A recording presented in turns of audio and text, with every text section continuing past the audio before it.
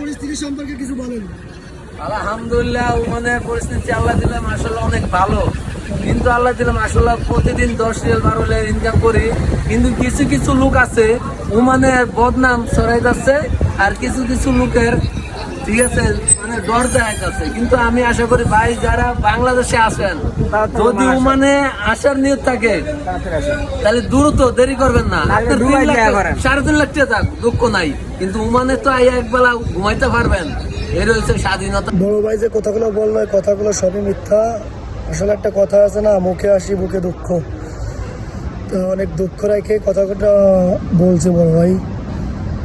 তো সবাই আসে প্রবাসে সফল হওয়ার জন্য, আর না আসে দেখে তার উল্টো।